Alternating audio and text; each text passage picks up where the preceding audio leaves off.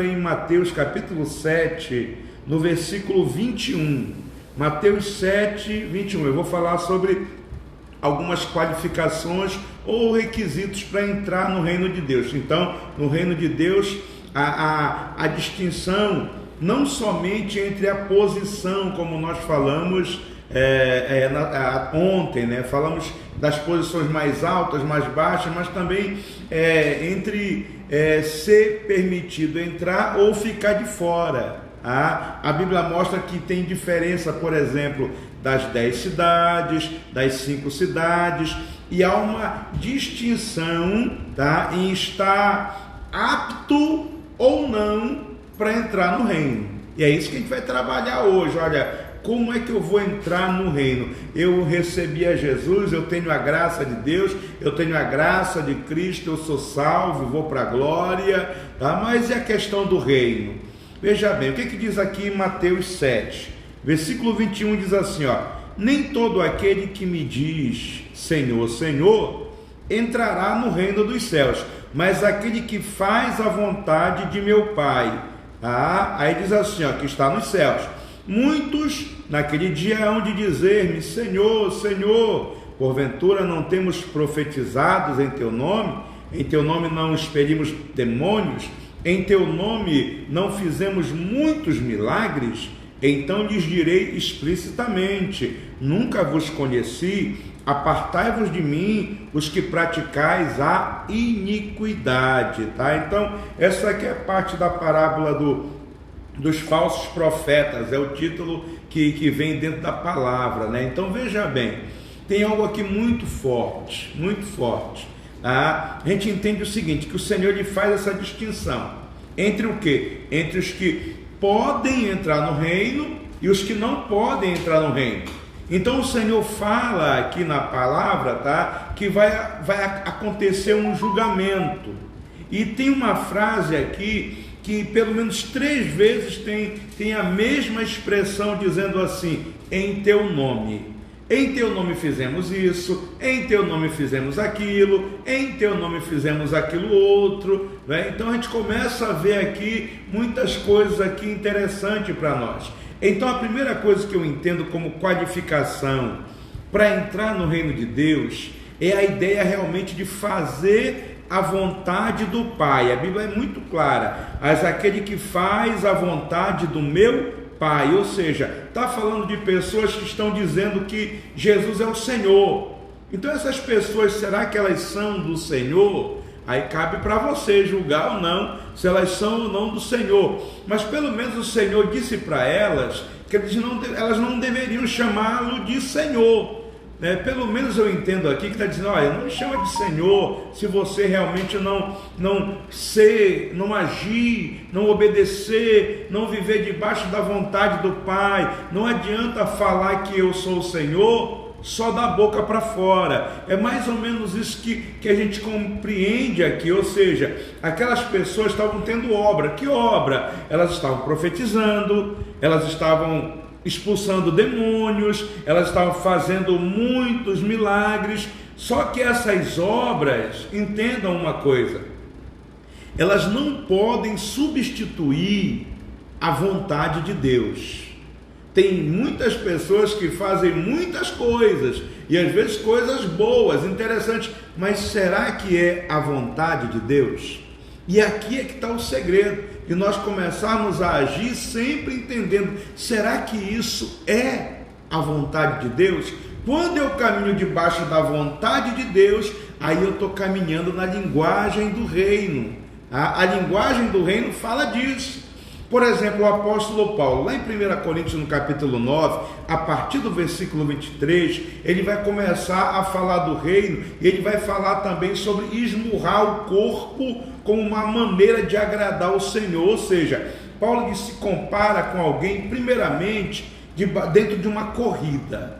É uma corrida. Essa pessoa o que é de como uma pessoa salva pode receber o prêmio, a recompensa. Ou seja, se alguém não é filho de Deus, essa pessoa não está nem qualificada para a corrida.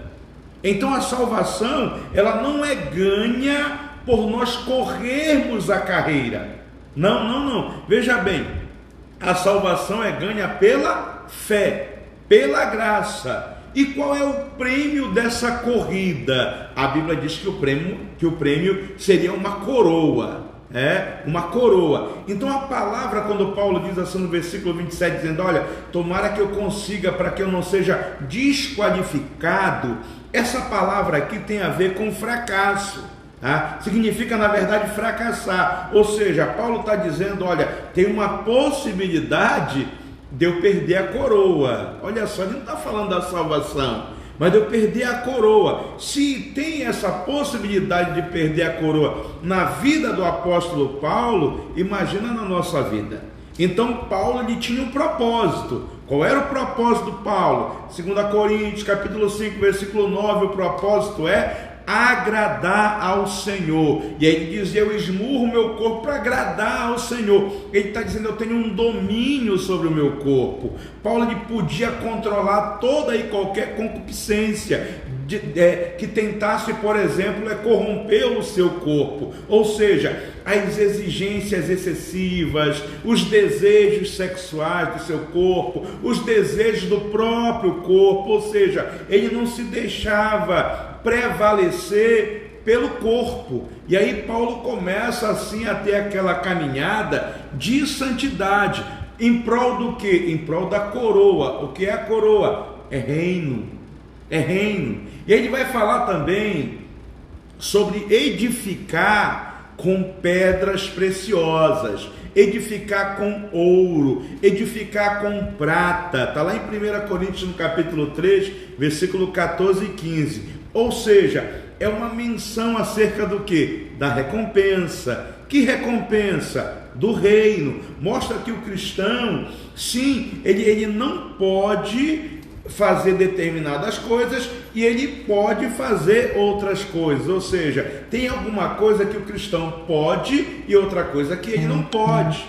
Mas a salvação, ela não depende daquilo que você está construindo, não depende daquilo que você está edificando. Ou seja, ouro, prata, pedra preciosa, fala de quê? Das coisas concernentes a valores eternos.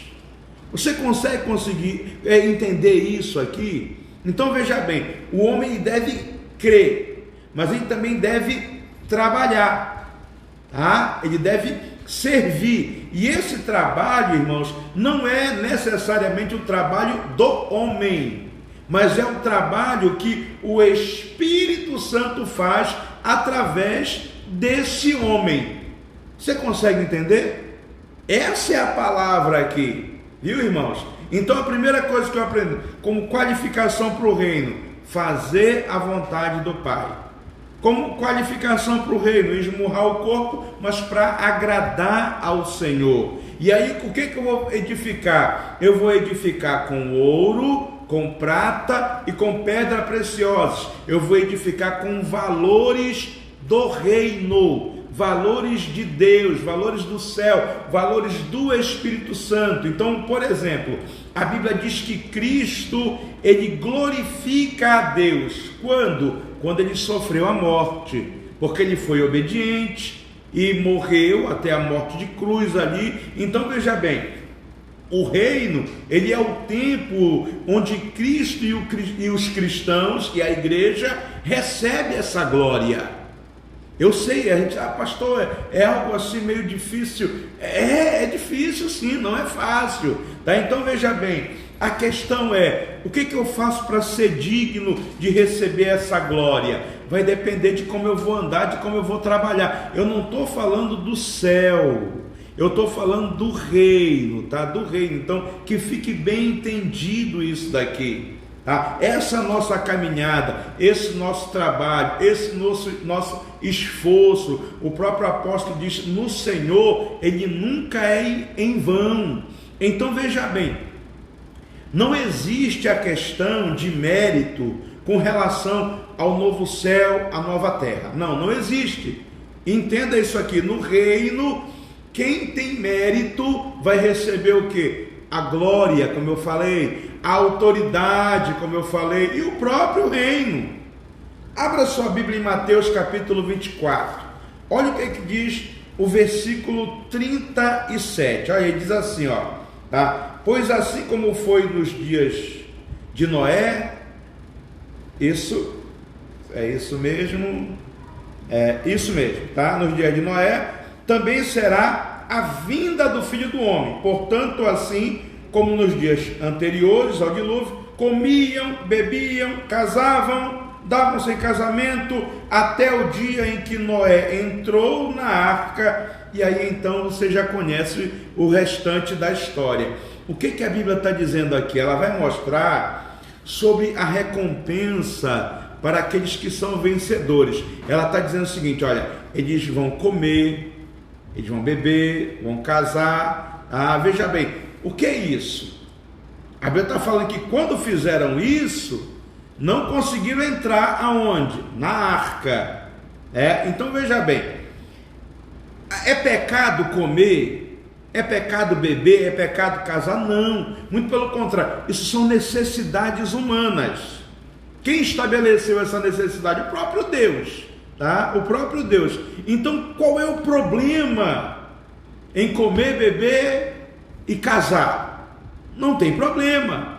Mas devido à concupiscência, o que acontece? O inimigo vem e ele usa essas necessidades para ocupar o tempo do homem e fazer com que ele se distraia com essas coisas e perca o interesse nas coisas de Deus. Então é isso que a Bíblia está trazendo aqui, é essa figura aqui com relação ao reino. Ou seja, a gente está olhando, por exemplo, a situação da humanidade. A situação da humanidade, eu falo aqui em termos geral, ela tem piorado. A cada dia essa humanidade está cada vez mais imoral. E a ideia é que até a vinda do Senhor não vai melhorar muito não, irmãos. Então é comum nós encontrarmos pessoas que, por exemplo, elas não querem o Evangelho. Por quê? Porque se aceitar a Jesus, vai precisar abandonar alguma questão mundana, uma vida mundana. E muitos preferem o quê? Permanecer na prática do mal do que reconhecer ao Senhor, Deus como seu Senhor, como seu Salvador e servi-lo. Veja bem, Deus está se referindo aqui na palavra ao mundo. Eu estou também me referindo ao mundo, tá? Mas isso aqui, essa iniquidade, essa multiplicação de concupiscência, essa imoralidade, ela serve como um alerta para os cristãos, para aqueles que servem a Deus. Entenda isso aqui. Por exemplo, por que um alerta? No próprio capítulo 24 de Mateus, versículo 40, 41, fala sobre aqueles que vão e aqueles que não vão. Então, dois no campo, vai um, fica outro. Está dois na casa, vai um, fica outro. E é interessante que no versículo 42, diz assim, ó, portanto vigiai, porque não sabeis em que dia vem o vosso Senhor. Meu Deus, o que a Bíblia está dizendo aqui? O vosso Senhor vai vir, não é isso? Então ele está dizendo que vai acontecer. Quando? Tem algumas pessoas que pensam, quando eu estiver na igreja, no culto. Não, é quando nós estivermos na nossa atividade do dia a dia. De repente, Jesus vem e volta. E aí a Bíblia diz, um é tomado e o outro é deixado. Mas pastor, os dois chamaram ele de Senhor. E a própria Bíblia está falando que Jesus está tratando ele como vosso Senhor, quando o vosso Senhor voltar. Então eles são crentes, eles são cristãos. Então qual é o problema? É porque a questão aqui é maturidade no reino. Pessoas que são mais maduras, tá? Então cada vez que nós tomamos a cruz, cada vez que nós nos negamos a nós mesmos, cada vez que nós nos abdicamos das nossas opiniões para fazer aquilo que é a vontade do Senhor, cada vez que nós vivemos em comunhão com Ele, alimentados pela palavra de Deus, cada vez nós daremos passos largos para a maturidade. É por isso que mais tarde, ainda no versículo 42, o Senhor vai dizer assim, portanto, vigiai. Qual é a ideia de vigiar? Estar apercebido.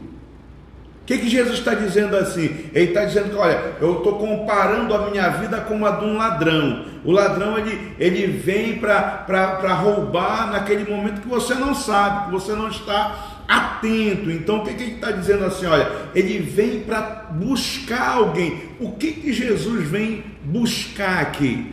Ele vem buscar aqueles que são valorosos para ele, aqueles que são preciosos para ele. E é isso que eu quero que você entenda, assim, a nossa visão dentro daquilo que é realmente viver o reino de Deus. Eu já aceitei a Jesus, glória a Deus, mas nós precisamos viver o reino, porque, meu irmão, nós somos preciosos para Jesus na medida que nós mergulhamos nele. É só você ver a parábola que vem em seguida, vai falar do fiel e do prudente.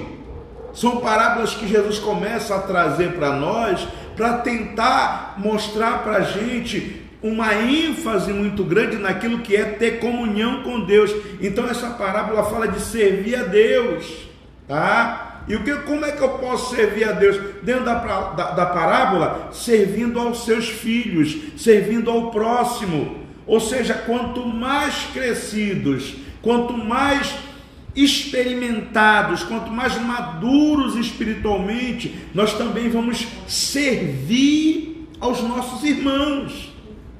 Então entenda que a fidelidade, ela está relacionada ao Senhor. Tudo isso aqui é reino de Deus. Essa prudência é relacionamento com as pessoas. Quando a gente entende que os conservos são os cristãos, a gente começa a entender que dar sustento a seu tempo significa também alimentar os irmãos em Cristo. Você consegue entender isso aqui? Então veja bem, tem muitos filhos de Deus que estão necessitados, estão precisando de cuidados, estão precisando de alimento espiritual. E quem pode dar? Você. Como? Estudando a palavra, mergulhando na palavra, tendo conhecimento, tendo intimidade com o Senhor. Esse cuidado, ele vai exigir de nós consagração e disposição. E o que é isso? Maturidade. E aí a Bíblia diz: vigiai, precisamos estar atentos, mas o atento, ele também está disponível. Então eu preciso hoje, em nome de Jesus, ter essa visão de reino. Não é só aceitei Jesus, glória a Deus, que bom, você vai para o céu, você entrou na corrida, e agora eu quero a coroa, e agora eu quero a autoridade, eu quero as 10 cidades, eu quero as 5 cidades. É por isso que a gente tem uma visão de conquista, de ampliar o reino, de crescer. Tá? O que é isso? Isso é para que a gente faça como o apóstolo Paulo, tenha uma única ambição. Qual é? Que as pessoas sejam salvas. E como é que eu vou fazer isso? Pregando a palavra, ensinando a palavra, estando disponível. Fazendo assim, o galardão vem. O galardão do reino. Que galardão é esse? Governar com o Senhor. E tem cristãos, irmãos, que não buscam a maturidade. Eles têm cristão que não se preocupa com o outro irmão. São cristãos, dizem Senhor, Senhor, não, eu vou condenar. Eles vão para o inferno. Não é isso que a gente está ensinando aqui. Eu estou falando sobre o reino. E dentro da questão do reino aqui, é uma outra situação. Eles não vão ganhar galardão, tá? Então o problema não é uma pessoa que não conhece o Senhor. O problema não é uma pessoa que desconhece que Jesus vai vir para buscar a igreja, não. Mas o problema é a pessoa que não está sabendo esperar a vinda do Senhor, esperar a sua volta. Então nós precisamos estar preparados. Ele pode voltar a qualquer momento. Nós aqui, esse momento diferente que nós estamos vivendo a nível nacional, a nível mundial, é um momento de reflexão muito grande, irmãos, muito grande. Porque veja bem, tantas e tantas pessoas hoje estão sendo ceifadas, estão sendo levadas.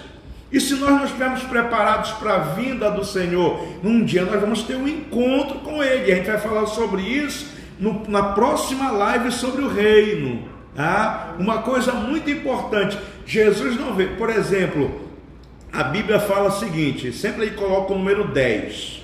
10 virgens, por exemplo. Eu vou falar das 10 virgens. Quando a gente fala do governo, do povo de Deus, do arrebatamento, a gente vai lembrar ali que são 12 tribos, né? 12 tribos, então 12 é a totalidade do governo, mas o 10 é a parte maior da totalidade desse governo. E aí eu começo a ter um entendimento. Eu quero que você crie uma curiosidade para a gente trazer uma ideia sobre o reino de Deus e a importância de servir a Jesus nessa hora de tanta dificuldade, de servir aos irmãos.